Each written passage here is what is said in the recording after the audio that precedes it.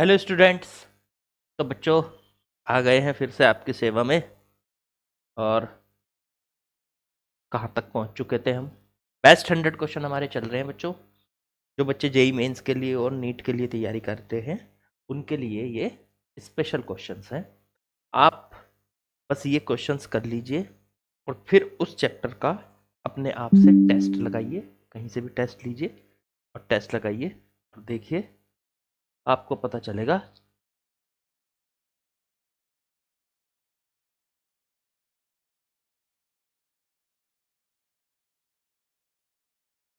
तो आप टेस्ट लगा सकते हैं फिर उसके बाद उस चैप्टर का।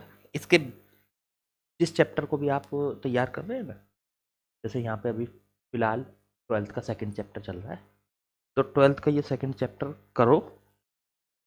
जहाँ से भी आप कोचिंग कर रहे हैं, जहाँ से भी आप पढ़ रहे हैं, पहले वहाँ से थ्योरी पढ़ो। जो क्वेश्चंस वहाँ पे लगाए हैं वे ठीक है, और फिर एक्स्ट्रा में आप ये 100 क्वेश्चन लगा सकते हैं। इन 100 क्वेश्चन को लगाने के बाद आपका कॉन्फिडेंस एकदम अप लेवल का होगा। फिर आप उसके बाद कोई टेस्ट भी देंगे तो आपको एक कॉन्फिडेंस रहेगा, पता रहेगा कि हाँ कैसे हमें इन क्वेश्चंस को करना है। कॉन्फिडेंस रहेगा, आपका टेस्ट का लेवल बहुत बढ़िया निकल के आएगा।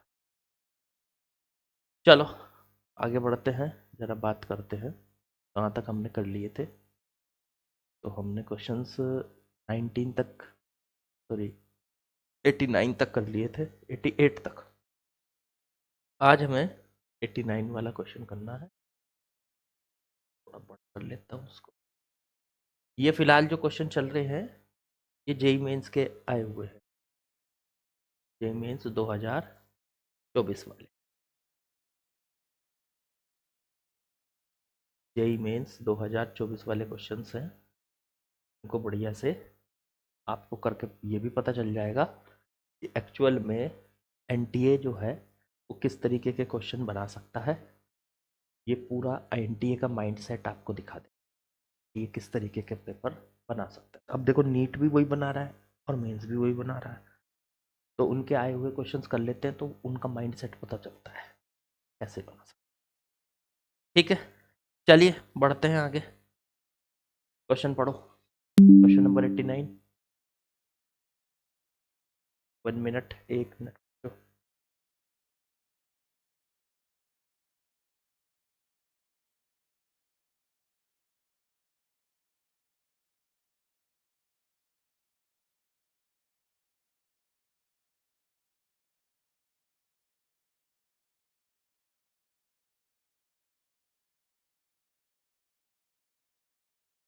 चलिए करते हैं शुरू। Question number 89। Distance between charges plus Q and minus Q is 2L and between 2Q and minus 2Q is 4L. The electrostatic potential at point P at distance R from center O is। ठीक है, आपके पास देखो सवाल को पढ़ो जरा ध्यान से, एक एक करके सवाल को पढ़ते हैं, एक एक point. Distance between charges plus Q, ये रहा प्लस क्यू,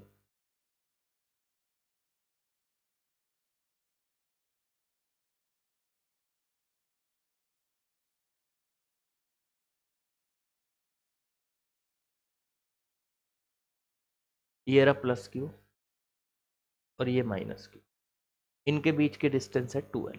कहाँ है ये रही, ये रहा प्लस क्यू, ये रहा माइनस, और इनके बीच की डिस्टेंस है यहाँ से यहाँ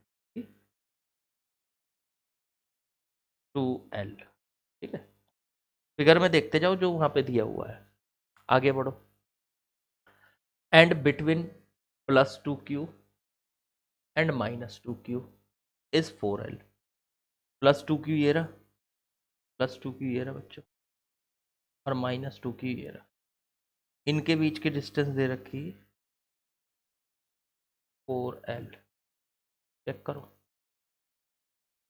ठीक है, आगे बढ़ो।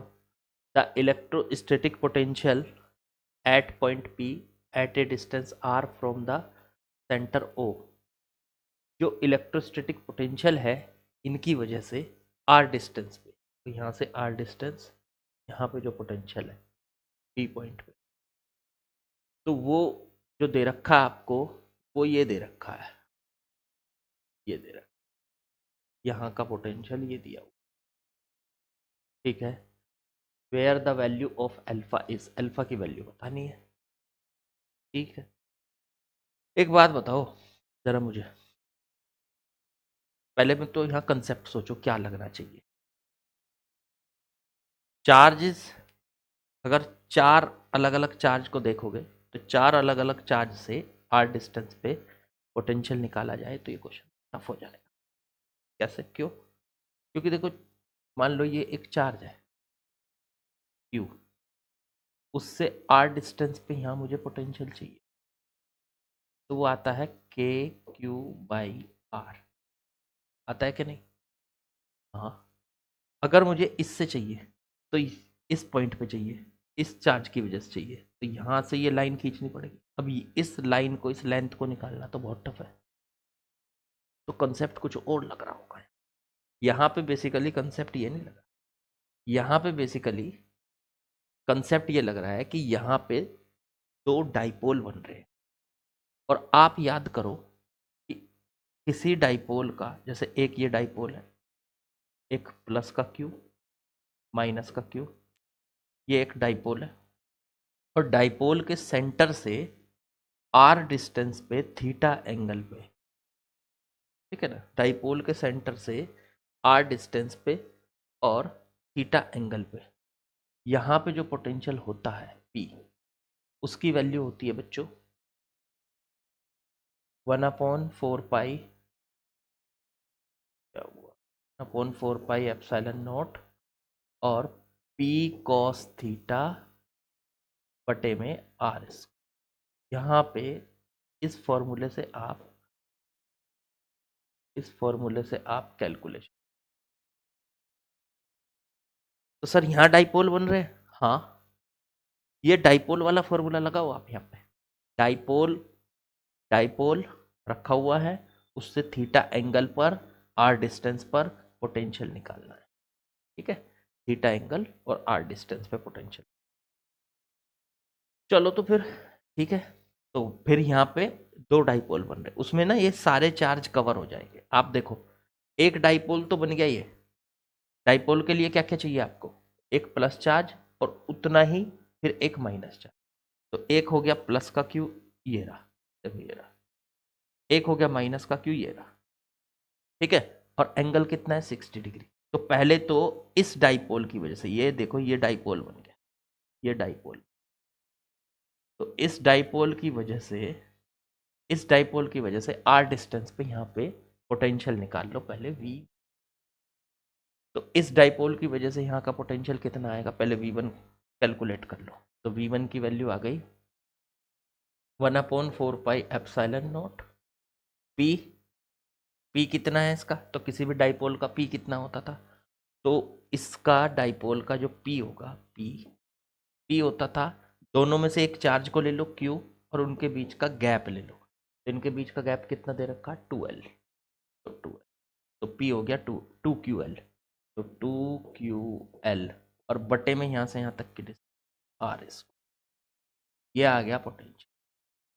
ये किसका पोटेंशियल है, सॉरी कॉस थीटा रह गया, कॉस 60, कॉस फॉर्मूले में 60 भी, कॉस 60 भी है ना, ये रहा, P की वैल्यू रख दी, और ये अब कॉस 60 क्या होता है, 1/2, 1/2 V1 is equal to 1/4 pi epsilon naught 2QL into में 1/2 और बटे में R²। 2 से 2 कट गए बच्चों, 2 से 2 कट गए, तो ये Q इंटू L रह गया। तो यहाँ का पोटेंशियल आ गया पहले डाइपोल की वजह से 1/4 pi epsilon not Q into L बटे में R², ये आ गया पहला। तो ये जो डाइपोल बना ना, एक तो प्लस माइनस Q से और एक प्लस Q से, ये जो दो चार्ज है इनसे हमने एक डाइपोल बना दिया, और इनको एक डाइपोल मान लिया, ऐसे समझ लो कि इनको हमने एक डाइपोल मान लिया। तो इस डाइपोल की वजह से यहाँ पे जो बना चार वो पोटेंशियल, वो निकाल लिया। अब देखो ये दो चार्ज का तो काम खत्म हो गया, इनकी वजह से कितना पोटेंशियल है कैलकुलेट हो गया। अब बचे ये दो चार्ज, एक तो यह है प्लस का 2q और एक माइनस का 2q। ठीक है, अब ये बचे तो इनकी वजह से भी आपको पोटेंशियल कैलकुलेट करना पड़ेगा। अब इनकी वजह से पोटेंशियल कैलकुलेट करने के लिए आपको क्या करना है, एक मिनट, आपको एक बात और बता दूं। थोड़ा सा यहाँ पे ये जो थीटा एंगल लिया जाता है ना, ये जो थीटा एंगल लिया जाता है, ये किस किस के बीच में लिया जाता है? अब आप कहोगे सर डाइपोल के और इस लाइन के, इस लाइन पे पोटेंशियल निकालना है ना। डाइपोल डाइपोल की डायरेक्शन के बीच में एंगल लिया जाता है। डाइपोल की डायरेक्शन किधर होती है? -4 से +4 के इधर। तो मतलब ये थीटा एंगल पी के और इसके बीच में लिया जाता है। तो यहाँ पे ये थीटा की जगह इधर वाला लेना था हमें, ये हमने थोड़ा गलत ले लिया, इधर नहीं लेना, ये हमें ये लेना है थीटा। यहाँ पे देखो पहले वाले में बिल्कुल ठीक ले रखा, क्या इधर है माइनस का क्यू चार्ज, देखो ये दिखाई नहीं दे रहा, मैं दिखा देता हूँ इसको हटा के। इधर देखो ये जो डाइपोल है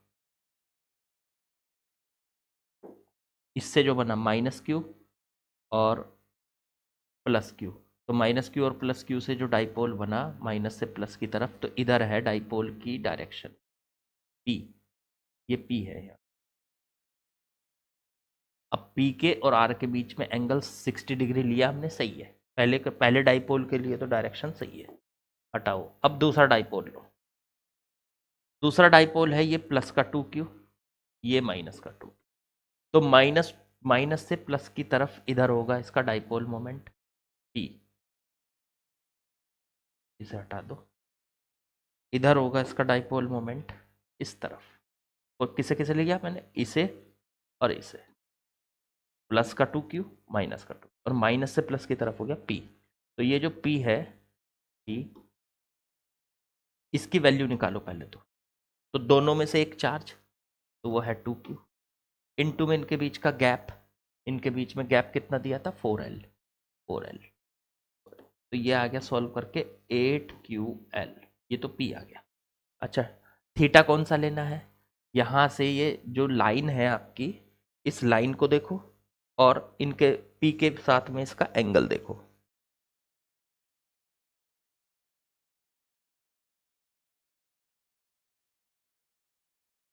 p के साथ में इसका एंगल देखो, तो p इधर है इसका, इस डाइपोल का, ये +2q और -2q से बनने वाले डाइपोल का, -2q इधर है, +2q इधर है, और डायरेक्शन क्या होती है p की, डाइपोल मोमेंट की, माइनस से प्लस की तरफ होती है।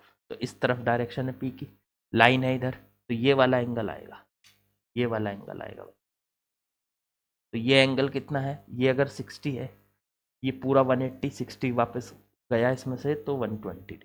इसका मतलब इसके फॉर्मूले को जब रखेंगे आप, इससे निकालेंगे वोल्टेज, तो अब सेंटर से यहाँ पे r डिस्टेंस पे वोल्टेज निकालनी है। अब इस बड़े वाले डाइपोल की वजह से, छोटे डाइपोल की वजह से V1 पोटेंशियल था, बड़े डाइपोल की वजह से यहाँ पे पोटेंशियल आएगा V2, तो वो V2 निकाल सकते हैं आप, 1/4 pi epsilon not p cos theta, p ये रहा 8ql, इसका जो डाइपोल मोमेंट है p 8ql, cos थीटा तो cos 120 डिग्री, और बटे में यहाँ से सेंटर से इस तक की डिस्टेंस r, इसको चेक करो। अब v2 की वैल्यू हो गई 1/4 pi epsilon not 8ql cos 120 -1/2 बटे में r, इसको 2 से ये कटा 4, तो ये आ गया सॉल्व करके 1/4 पाई एप्सिलॉन नॉट, माइनस निकाल लो 4ql बटे में r, इसको दैट इज V2 कह दो इसको। तो इस पॉइंट पर पोटेंशियल 2 हो गए। इस छोटे डाइपोल की वजह से बच्चों यहाँ पे r डिस्टेंस पे पोटेंशियल V1 हो गया, और इस बड़े डाइपोल की वजह से यहाँ पे r डिस्टेंस पे पोटेंशियल V2। दोनों को ऐड कर दो, नेट पोटेंशियल निकल जाएगा V net V1 plus V2। इस पॉइंट पर जो पोटेंशियल है P पर, यहाँ पे नेट पोटेंशियल कितना है, V1 प्लस V1 की वैल्यू, तो V1 की वैल्यू तो है ये आई थी 1/4 pi epsilon not Q into L बटे में आर स्क्वायर, फिर प्लस V2 की value 1/4 pi epsilon not minus का 4QL बटे में आर स्क्वायर। ये इसमें से कॉमन ले लो 1/4 pi epsilon not QL minus, तो माइनस का 3QL बचा। भाई प्लस का QL है ये और माइनस का 4QL है, सब चीज़ें कॉमन आ जाएंगी। तो ये प्लस का तो QL और माइनस का 4QL, तो क्या बचेगा माइनस का 3QL और बटे में ये आ गया वी नेट की। अब एक काम करो, इसको ना 1/4 पाई एप्सिलॉन नॉट को वैल्यू रख दो, तो 9 × 10⁻⁹ और माइनस में 3 माइनस को ले लो बाहर, इंटू में 3QL और बटे में R, ये आ गया। इसकी जगह ये लिख दिया 1/4 पाई एप्सिलॉन नॉट की जगह 9 × 10। अब ये क्या दिया हुआ है बच्चों, ये टोटल जो आया है हमारा वी नेट, इनके अकॉर्डिंग ये वी नेट की वैल्यू ये दे रखी है, तो इसके इक्वल रख लो इसे उठा के। तो ये कितनी है माइनस का अल्फा QL और बटे में आर स्क्वायर इंटू में 10⁻⁹ ये दे रखा। तो बस अल्फा की वैल्यू निकालने को माइनस से माइनस कट गया, आर स्क्वायर से आर स्क्वायर कट गया, Q इंटू एल से Q इंटू एल कट गया, 10⁻⁹ से 10⁻⁹ कट गया, सब कट गया, बचा सिर्फ इधर अल्फा। इधर बचा भाई साहब अल्फा, इधर क्या बचा 9 × 3 27, तो अल्फा की वैल्यू आ गई बच्चों 27। तो आंसर हो गया यहाँ 27। ठीक है, तो इस टाइप के सवाल पूछे जाते हैं आपसे। इसमें कहीं कोई कैलकुलेशन मिस्टेक हो जाए तो खुद से सही कर लो, हो सकता है कैलकुलेशन मिस्टेक हो जाती है भाई, ठीक है कई बार हो जाती है, तो उसे सही से कर लो। और कि वीडियो में तो जाके फिर दोबारा तो हो नहीं पाती देखो, तो आपको सही करनी पड़ेगी खुद। चलो आगे बढ़ते हैं।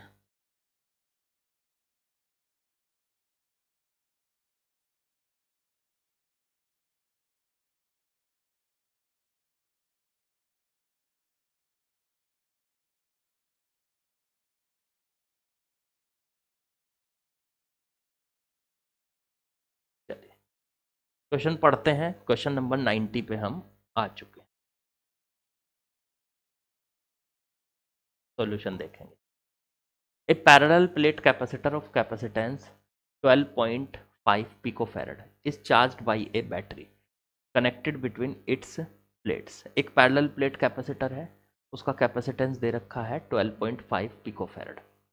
लो जी ये है पैरेलल प्लेट कैपेसिटर, ठीक है ये इसकी दो प्लेट्स हैं और इसका जो कैपेसिटेंस दे रखा है 12.5 पिकोफैरड दे रहा। पिकोफैरड का मतलब हो गया 10⁻⁻12। चलो ठीक है, अब यहां से देखो एक एक लाइन पढ़ते जाओ। Parallel plate capacitor of capacitance 12.5 picofarad is charged by a battery connected between its plate to potential difference 12 volt. इसको एक बैटरी से चार्ज किया जाता है, देखो क्या दिया है बैटरी से चार्ज किया जाता है 12 वोल्ट की। बैटरी लगा दो इसके दोनों तरफ, ये लग गई कितने वोल्ट की 12 वोल्ट की बैटरी। इस पूरी लाइन में यही बोला गया है जो मैंने यहाँ ड्रॉ किया। एक पैरेलल प्लेट कैपेसिटर है, उसका कैपेसिटेंस 12.5 पिकोफैरड है, 12 वोल्ट की बैटरी से उसको चार्ज किया जा रहा है। आगे बढ़ो, the battery is now disconnected. ठीक है जी, अब बैटरी को हटा दिया, हटा दो। जब ये चार्ज हो जाएगा ना फिर आप बैटरी को हटा रहे हो। लो जी ये चार्ज हो चुका है, चार्ज होने के बाद बैटरी मैंने हटा दी, चार्ज हो गया ये। तो प्लेट के बीच का जो पोटेंशियल, जो ये बैटरी का पोटेंशियल था ना 12 वोल्ट, अब ये चार्ज होने के बाद प्लेट्स के बीच का पोटेंशियल 12 वोल्ट ही रह जाएगा। ये आ गया जी 12 वोल्ट। प्लेट्स के बीच में जो पोटेंशियल डिफरेंस है वो 12 वोल्ट है, इसका मतलब ये चार्ज हो चुका है, इसकी प्लेट्स के ऊपर चार्ज आ चुका है। एक प्लेट पे प्लस का क्यू, एक प्लेट पे माइनस का। चार्ज आ चुका है। अगर इस Q को निकालना चाहते हो तो C इंटू वी फॉर्मूला लगा सकते, क्योंकि Q बराबर क्या होता है, CV। तो इनकी प्लेट्स पर जो चार्ज आ चुका है Q is equal to C into V से आप निकाल सकते। सी हमें पता है, हाँ 12.5 पिकोफेरड। पिकोफेरड मतलब 10⁻⁻12। और V कितना है इसका, 12 वोल्ट। तो ये मल्टीप्लाई करके इनको आप Q की वैल्यू बच्चों निकाल सकते हो। ये Q क्या है, जब आपने इसको बैटरी से चार्ज किया कैपेसिटर को, तो इस कैपेसिटर के ऊपर जितना चार्ज आया वो Q बराबर CV फॉर्मूले से हमने निकाल लिया। ये आया, इतना आया, इतना आया। तो सॉल्व कर लेंगे, आगे बढ़ो। अब इन्होंने क्या कहा है, the battery is now disconnected, कर दी disconnected, and a dielectric slab E is equal to 6, ER is equal to 6, मतलब ये K की वैल्यू दे रखी है डाई इलेक्ट्रिक कॉन्स्टेंट की। तो K is equal to 6 is inserted between the plates. Plates के बीच में हमने यहां पे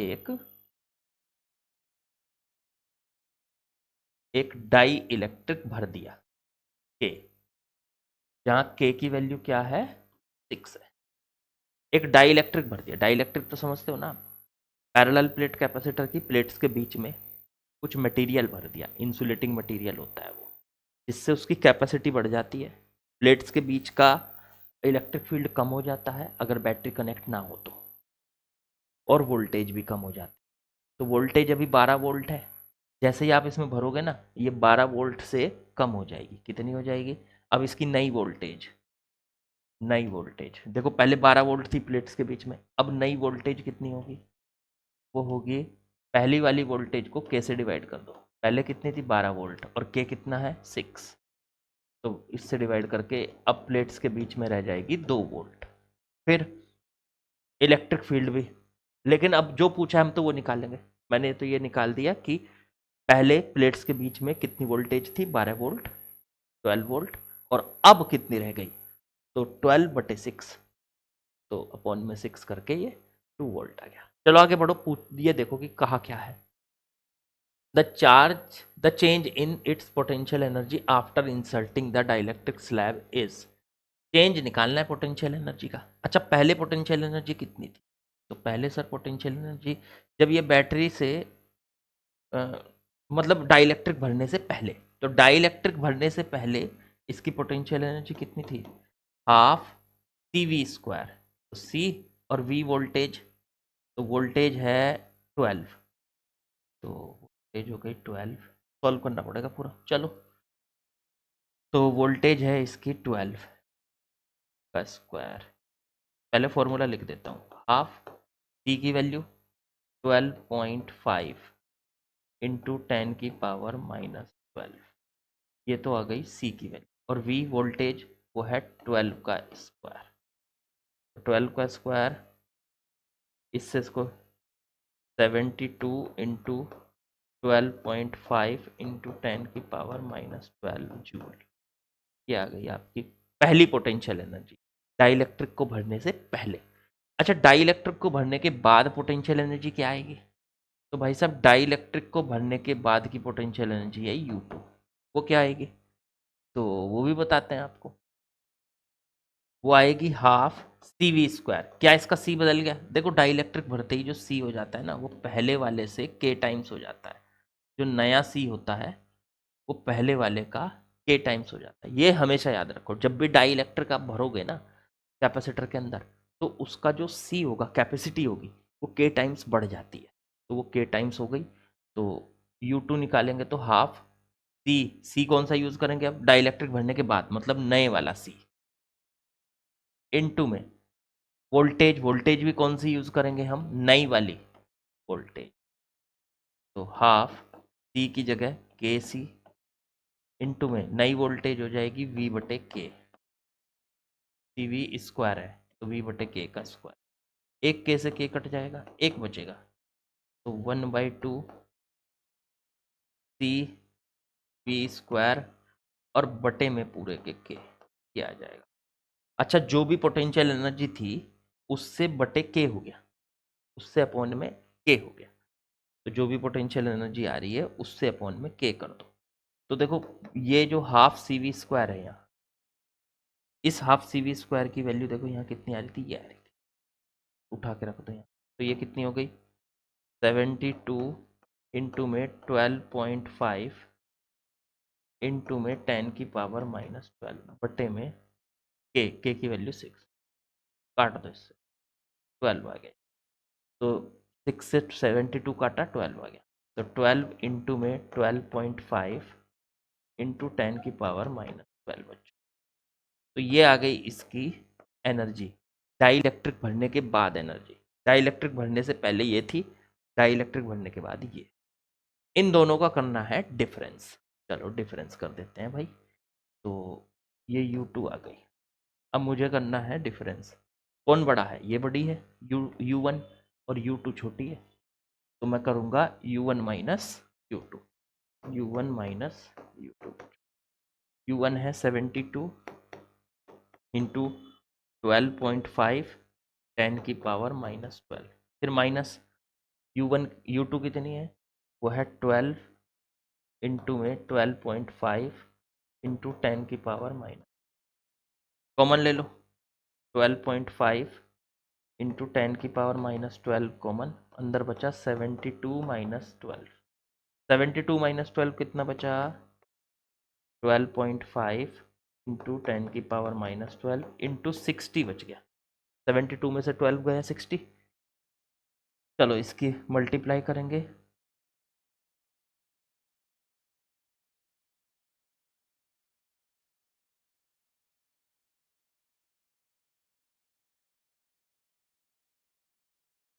सेवन 50 बन गया 60 से 12.5 की मल्टीप्लाई करके, और इंटू में 10 की पावर -12 जूल।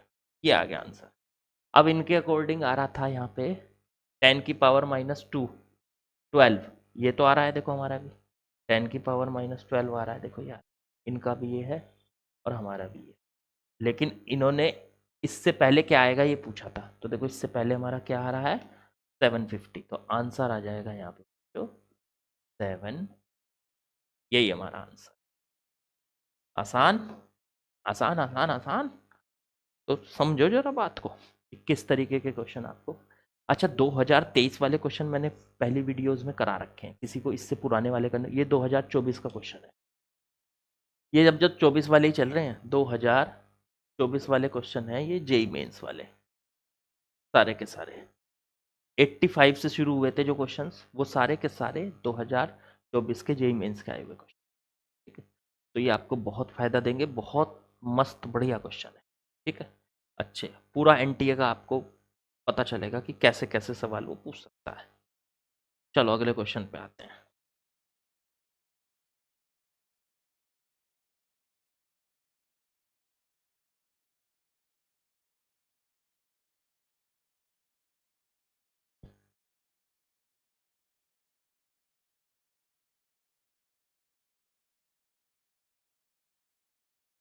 चलो जरा सवाल पे बढ़ते हैं आगे, क्या दिया है, क्या पूछा है। Question number 91।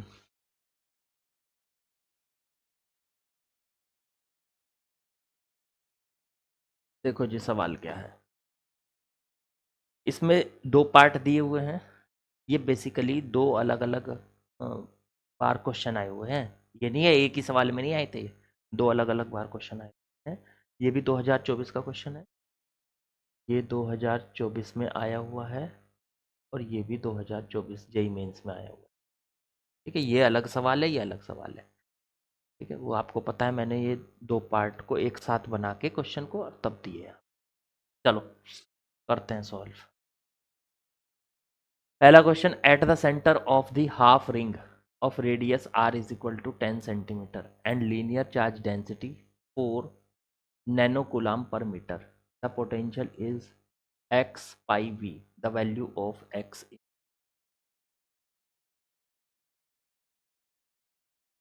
ये दिया है इसने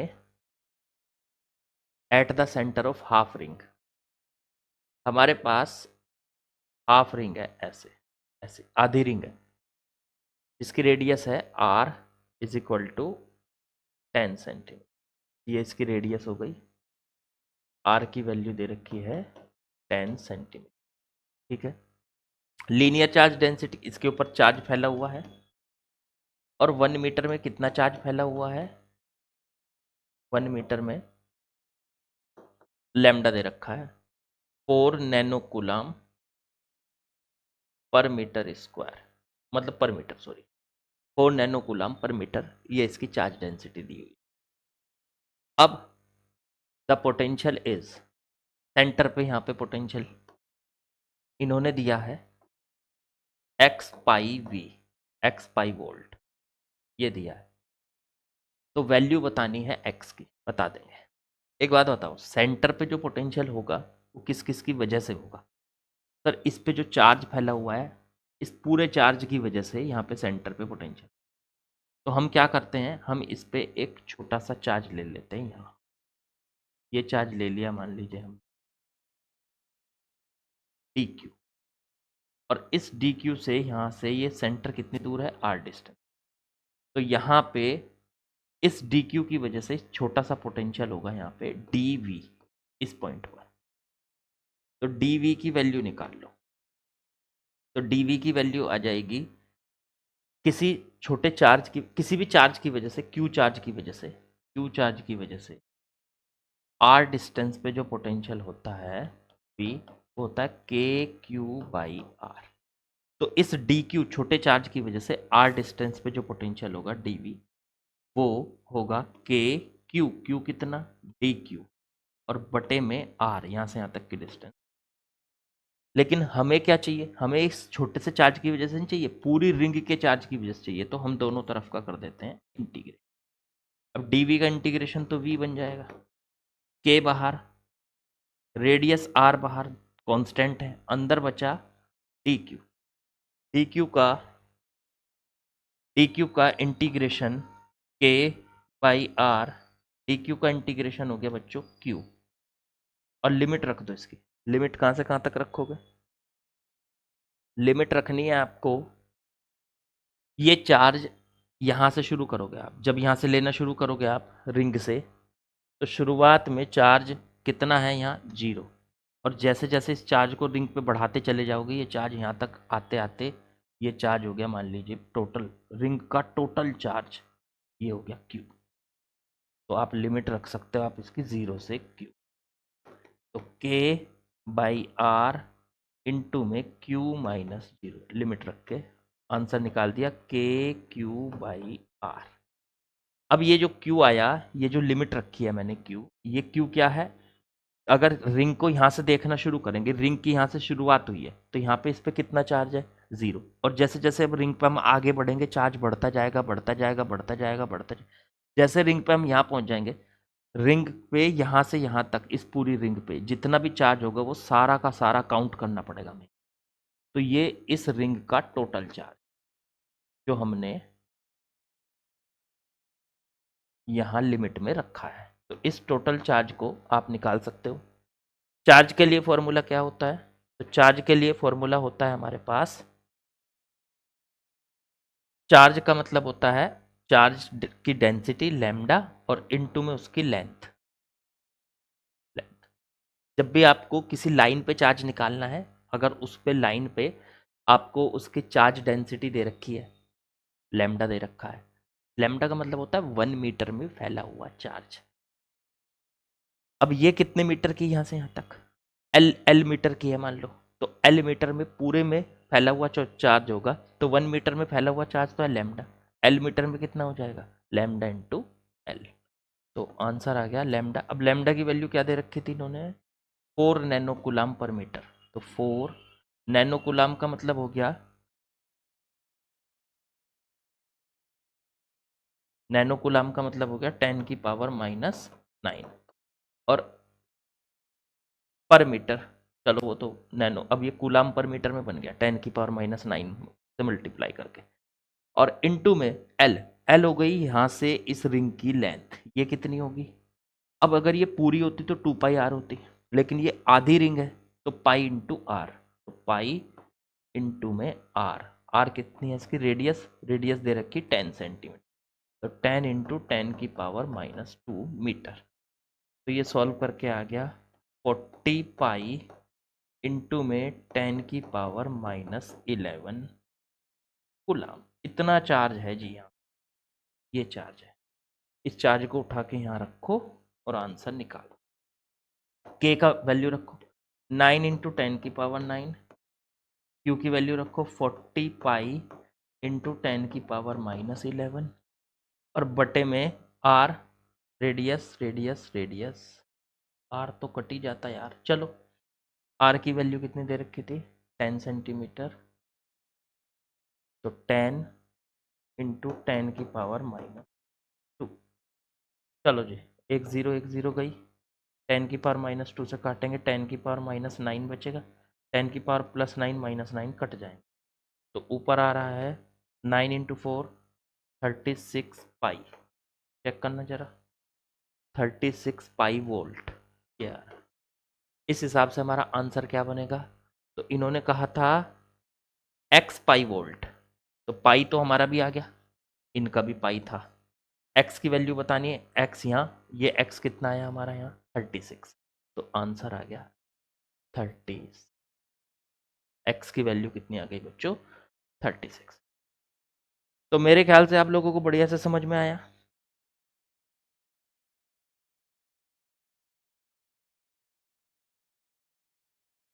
ठीक है, तो आंसर आ गया हमारा। अब ये तो हो गया, जरा अब दूसरे क्वेश्चन पे आते हैं। ये भी 2024 में अलग से क्वेश्चन आया था, मैंने दोनों को एक ही क्वेश्चन में करके डाल दिया। आसान है यार, आसान है सब, प्रैक्टिस कर रखी हो, क्वेश्चंस कर रखे हो, थ्योरी अच्छे से क्लियर कर रखी हो, तो फिर सब आसान हो जाता है। मुश्किल तब है जब अच्छे से थ्योरी ना पढ़ी हो, थ्योरी ना पढ़ना मुश्किल काम कर देता है। चलो B part, the electric potential at the surface of an atomic nucleus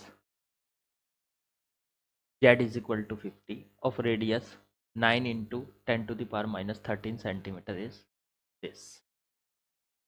एक न्यूक्लियस है, न्यूक्लियस के अंदर कौन कौन होते हैं, न्यूट्रॉन और प्रोटॉन। जेड की वैल्यू 50 दे रखी, जेड की वैल्यू 50 का मतलब समझते हो आप, इसमें कितने प्रोटॉन है 50 प्रोटॉन्स है, तो 50 प्रोटॉन्स हैं, तो इसका मतलब इसके अंदर कितना चार्ज मौजूद है, न्यूक्लियस के पास कितना चार्ज होता है प्लस का जेड ई, तो इसके अंदर चार्ज कितना मौजूद, प्लस का जेड ई प्लस जेड की वैल्यू दे रखी है 50 ई, इसका मतलब इस पे प्लस का 50 ई का चार्ज है इस न्यूक्लियस के ऊपर। ठीक है, रेडियस कितनी दे रखी है इसकी, R, R is equal to 9 into 10 to the power -13 centimetre, 9 into 10 to the power -15 metre लिख लो, इसको मीटर में चेंज कर लिया। ठीक है, और इसकी सरफेस पर यहाँ पोटेंशियल कितना है V, ये कैलकुलेट करना है। अरे यार कितना आसान सवाल, किसी भी स्फीयर के ऊपर चार्ज है या उसके अंदर चार्ज है, तो उसकी सरफेस पे कितना पोटेंशियल होता है, सरफेस पे कितना पोटेंशियल होता है, तो उसके लिए फॉर्मूला होता है बच्चों V इज इक्वल टू के क्यू बाई आर, ये होता है फॉर्मूला। आर क्या है उसकी रेडियस, के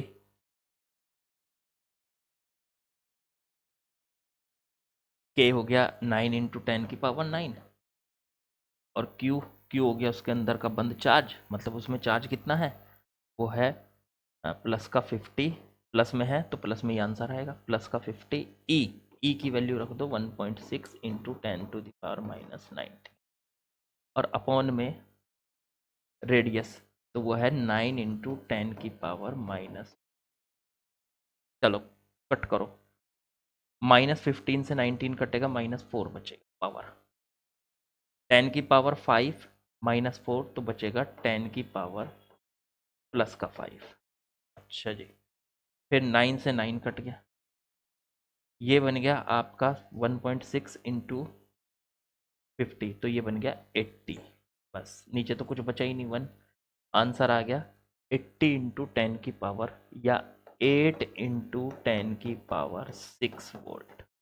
आंसर चेक करो, यहाँ पे 10 की पावर 6 आ रहा है, इनका भी हमारा भी आया है देखो, लेकिन उससे पहले क्या आया है ये पूछा है इन्होंने, तो उससे पहले देखो हमारा क्या आ रहा है 8, उससे पहले आ रहा है आंसर 8, बस यही आंसर है, यही हमारा आंसर है। तो मेरे ख्याल से आपको समझ में आ गया होगा कि इलेक्ट्रिक पोटेंशियल किसी भी इलेक्ट्रिक पोटेंशियल आपके पास किसी भी स्फीयर के ऊपर सरफेस पे कितना पोटेंशियल होता है। सरफेस पे पूछा था इसने, देखो ये सरफेस पे। अच्छा वो सेंटर पे पूछता तो फिर पोटेंशियल कुछ और आता, के लिए फॉर्मूला कुछ और होता है, वो 3/2 KQ/R होता है। फॉर्मूले याद होने चाहिए भाई, फॉर्मूले याद नहीं होंगे तो फिर आप अटकोगे। ठीक, चलिए बाकी आज यहीं पे कंप्लीट करते हैं। आज जो है क्वेश्चंस आपने लगाए हैं उनको साथ साथ लिखते जाओ। क्वेश्चन लिखने रजिस्टर में करने ज़रूरी है, पहले अपने आप से ट्राई करो, साथ साथ करो, मतलब मैं इधर मैं करा रहा हूँ उधर आप कर रहे हो, अपनी गलती का पता चलेगा आपको। तो अच्छे से क्वेश्चंस को आप लगाओगे तभी जब आप साथ साथ करके चलोगे। ठीक है, क्वेश्चंस एक रजिस्टर बनाओ मोटा सा, बहुत सारे क्वेश्चन करा दूंगा मैं तब तक, जब तक आप नीट दोगे मेंस दोगे तब तक बहुत सारे सवाल करा दूंगा। तो इसलिए एक मोटा सा रजिस्टर बनाओ और उसमें साथ साथ करते रहो, बैठो साथ में प्रैक्टिस करो। हटना नहीं है कि यानी बस देख लिया, देखने से काम नहीं चलता कि बस सर पढ़ा रहे हैं मैं देख रहा हूँ, ऐसे काम नहीं चलेगा। ठीक है, तो क्वेश्चन साथ साथ करने हैं। चलो बाकी कल करते हैं, लाइक शेयर सब्सक्राइब जरूर करें। वैसे तो आपकी मर्जी वाली बात होती है, पर फिर भी प्लीज़ हम तो रिक्वेस्ट कर सकते हैं बस। चलिए बाकी कल मिलेंगे बच्चों।